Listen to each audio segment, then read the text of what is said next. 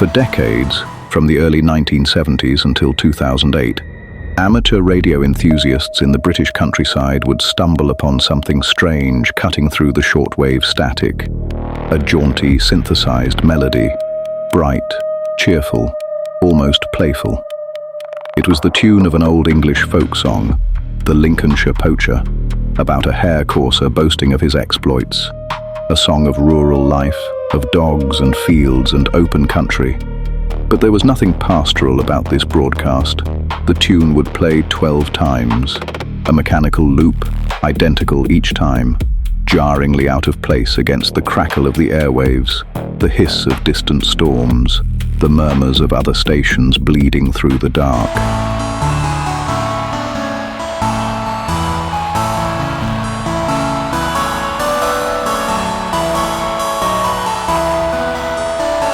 Then the music would stop. A female voice would take over, crisp, calm, utterly emotionless.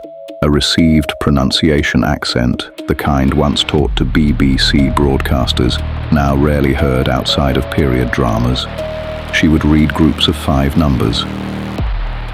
0, 2, 5, 8, 3, 1, 7, 4, 9, 2.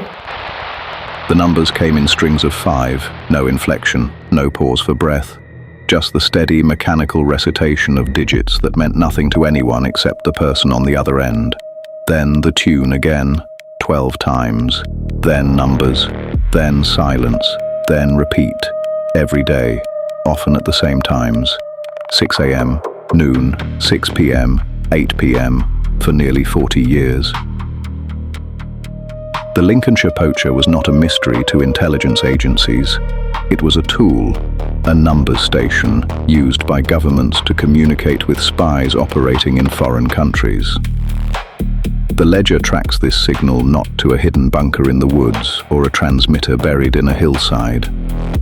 The signal's origin was traced to a powerful military transmitter at RAF Akrotiri, a British base on the Mediterranean island of Cyprus. The same base that housed Signal's intelligence units. The same base that listened to Soviet communications during the darkest years of the Cold War. The Poacher was not an accident. It was a system. The routine. For a spy in the field, the Poacher was not entertainment. It was an alarm clock. You'd tune in at the scheduled time. You'd hear the melody. 12 bars of a folk song beaming across Europe from a British military base. The melody told you, this is the right frequency, the transmission is starting, then the numbers. Strings of 5 digits, read by the same voice, day after day after day. You'd write them down, decode them using a one-time pad, a cipher key you'd memorized or hidden somewhere safe, used once and then destroyed. The numbers would become words. The words would become instructions. Meeting location changed. Dead drop compromised. You are in danger. The numbers were not the message. The numbers were the delivery system for the message. And the tune, the jaunty, cheerful tune, was the disguise.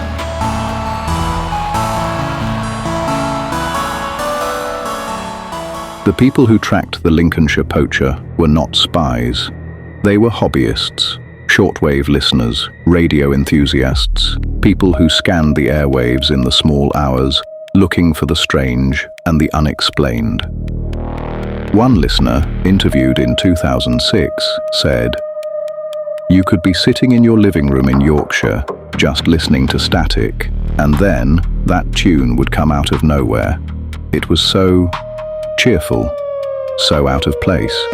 You almost wanted to hum along, and then the numbers would start, and you'd remember, this isn't music. This is someone's instructions, someone's life." Another listener described the voice as haunting, not because it was emotional, but because it wasn't a machine, he said. You could hear her breathing sometimes, a tiny pause between number sets. She was real. She was sitting in a room somewhere, reading numbers into a microphone, and she had been doing it for years. Did she know what the numbers meant? Did she care? Was she a soldier? A civilian? We never knew. We never will. Sometime in 2008, after nearly 40 years of perfect punctuality, the Lincolnshire Poacher vanished. The frequency went dead. No goodbye. No final transmission. No, this is the last broadcast. Just a sudden, hollow silence where the melody used to be. Amateur radio operators scanned the frequency for weeks, months, years. Nothing. The Poacher had filed its final report. Some say the spies it served had been recalled. Others suggest encryption moved to the internet, faster, safer, harder to trace. A few, a very few, note that the sudden silence coincided with a major shift in global intelligence priorities. The Cold War was long over. The war on terror did not need numbers stations, but the ledger notes a different unease. The Poacher was not just a transmission, it was a presence. For 40 years, the air above the British countryside carried a secret code, passing over our heads while we slept. Farmers in Lincolnshire, children playing in fields, drivers on dark roads. None of them knew that the radio waves around them contained instructions for people who did not officially exist. And then, without warning, it stopped. The ledger has no explanation for the timing. The ledger only files what it knows. The Poacher was silent by 2008. The frequency remains empty, and no one has claimed responsibility for turning it off. In the British countryside, we're used to certain sounds: the wind in the trees, the call of owls, the distant hum of traffic on a wet road. But for 40 years, the air itself carried something else. A secret code disguised as a folk song, a melody that meant nothing to most, and everything to a handful of people who were never supposed to exist.